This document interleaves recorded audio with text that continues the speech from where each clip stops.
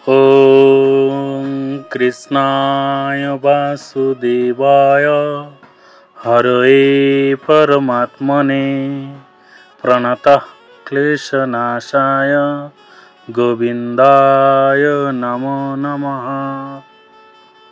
जय श्री कृष्ण, जय राधे, जय गोविंद, जय गोपाल। বন্ধুরা, এই জগতে আমরা সর্বদা নিজেদেরকে উদ্ধার করার জন্য কোনো না কোনো সময় হরিনাম জপ করি, ঠাকুরের গুণগান করি। কিন্তু এই সবের মধ্যেও আমরা সমাজে দেখতে পাই কিছু বেশধারী লোক। তারা নিজে একরকম বেশ ধরে থাকে, কিন্তু তাদের অন্তর আলাদা। অর্থাৎ তারা মুখে যেটা বলে সেটা হাতে করে না, এবং হাতে যেটা বলে সেটা মুখে করে না।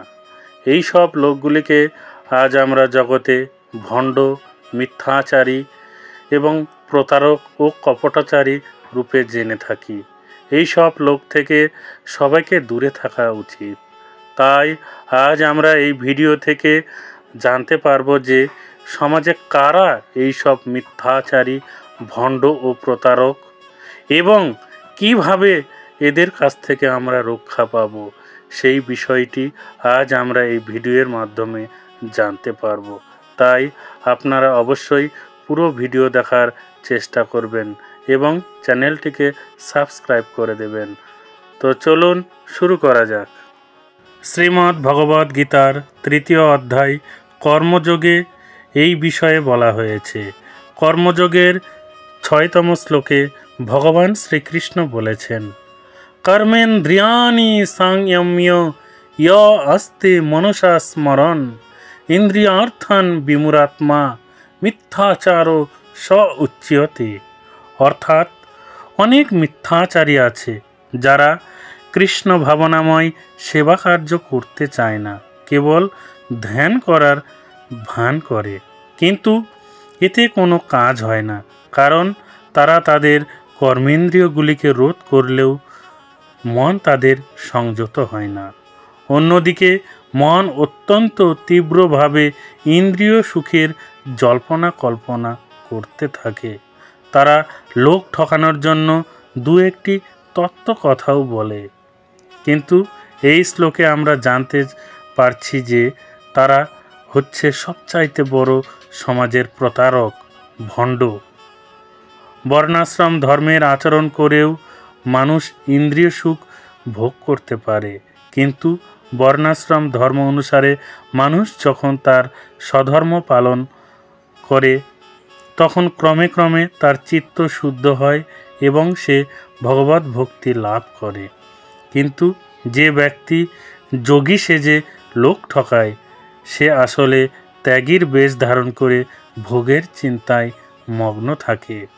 সে হচ্ছে সবচেয়ে বড় নিকৃষ্ট স্তরের প্রতারক। মাঝে মাঝে দুই একটি তত্ত্ব কথা বলে সরল চিত্ত মানুষ সাধারণ মানুষের কাছে তার তত্ত্বজ্ঞান জাহির করতে চায়, কিন্তু বুদ্ধি দিয়ে বিচার করলে দেখা যায় সেগুলি তোতা পাখির মতন মুখস্থ করা বুলি ছাড়া আর কিছুই নয়। ভগবান শ্রীকৃষ্ণ তাঁর মায়া শক্তির প্রভাবে ওই ধরনের পাপাচারী প্রতারকদের সমস্ত জ্ঞান অপহরণ করে নেন। এই প্রকার প্রতারকের মন সর্বদাই অপবিত্র এবং সেজন্য তার তথাকথিত লোক দেখানো ধ্যানও নিরর্থক। তাহলে আপনারা বুঝতে পেরেছেন যে এই সমাজে কারা ভণ্ড, তাদেরকে আমরা কিভাবে চিনব, তা ভগবান শ্রীকৃষ্ণ এই শ্লোকে ভালোভাবে তুলে ধরেছেন। তাই সাবধানে সবাই চলবেন। এবং এখন আমরা জানব যে এই সমাজে ওই ভণ্ড অপেক্ষা কারা ভালো, কারণ সমাজে চলতে গেলে তো শুধু খারাপ দিয়ে হয় না, ভালোরও দরকার পড়ে। তো সমাজে কারা ভালো, কারা ভণ্ড থেকে শ্রেষ্ঠ, কারা সৎ, সেই বিষয়ে ভগবান শ্রীকৃষ্ণ কর্মযোগের পরবর্তী শ্লোক অর্থাৎ 7ম শ্লোকে বলেছেন, ইয়ঃ তু ইন্দ্রিয়াণি মনসা নিয়ম্য আরভতে অর্জুনা কর্মেন্দ্রিয়ৈ কর্মযোগম আসক্তঃ স বিশিষ্যতে। অর্থাৎ সাধুর বেশ ধরে উচ্ছৃঙ্খল জীবনযাপন ও ভোগ তৃপ্তির জন্য লোক ঠকানোর চাইতে স্বকর্মে বা নিজ কর্মে নিযুক্ত থেকে জীবনের প্রকৃত সাধন করা শত সহস্র গুণে ভালো। জীবনের প্রকৃত উদ্দেশ্য হচ্ছে জড় বন্ধন থেকে মুক্ত হয়ে ভগবানের কাছে ফিরে যাওয়া। স্বার্থগতি অর্থাৎ জীবনের প্রকৃত স্বার্থ হচ্ছে শ্রীবিষ্ণুর শ্রীচরণ অরবিন্দের আশ্রয় লাভ করা।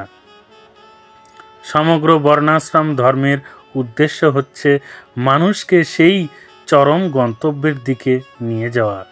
কৃষ্ণ ভাবনায় উদ্বুদ্ধ হয়ে কর্তব্য কর্ম করার ফলে একজন গৃহস্থও ভগবানের কাছে ফিরে যেতে পারে। আত্ম উপলব্ধির জন্য শাস্ত্রের নির্দেশ অনুসারে সংযত জীবনযাপন করে কেউ যখন কর্তব্য কর্ম করে তখন আর তার কর্মবন্ধনে আবদ্ধ হয়ে পড়ার কোনো আশঙ্কা থাকে না, কারণ সে তখন আসক্ত রহিত হয়ে অর্থাৎ কামনাহীন হয়ে সম্পূর্ণ নিষ্পৃহভাবে তার কর্তব্য কর্ম করে চলে। এইভাবে সংযত ও নিষ্পৃহ থাকার ফলে তার অন্তর পবিত্র হয় এবং ভগবানের সান্নিধ্য লাভ হয়। আজ অজ্ঞ জনসাধারণের প্রতারণাকারী মর্কট বৈরাগী হবার চাইতে একজন ঐকান্তিক ব্যক্তি যে এই পদ্ধতি অনুসরণ করে সে অনেক উন্নত স্তরে অধিষ্ঠিত। যে সমস্ত ভণ্ড সাধু লোক ঠকাবার জন্য ধ্যান করার ভান করে তাদের থেকে একজন একনিষ্ঠ কর্তব্যনিষ্ঠ মেথরও অনেক অনেক ভালো। আশা করি আপনারা বুঝতে পেরেছেন যে এই জগতে কারা ভণ্ড এবং কারা ভণ্ডর থেকে ভালো, অর্থাৎ ভণ্ডের বিপরীত সজ্জন লোক। তাই আসুন আজ থেকে আমরা শপথ করি সর্বদা গীতা পাঠ করি, বা যারা গীতা পাঠ করতে পারেন না তারা গীতা পাঠ শ্রবণ করুন এবং নিজেকে গড়ে তুলুন একজন প্রকৃত মানুষ। কারণ এই সমাজে অন্যের যেমন অধিকার রয়েছে আপনারও সেই সমান অধিকার আছে। তাই সমান অধিকারকে প্রতিষ্ঠিত করার জন্য গীতা পাঠ শ্রবণ করা বা পাঠ করা অবশ্য কর্তব্য, কারণ গীতাই পারে এই সমাজকে মূল স্রোতে ফিরিয়ে আনতে।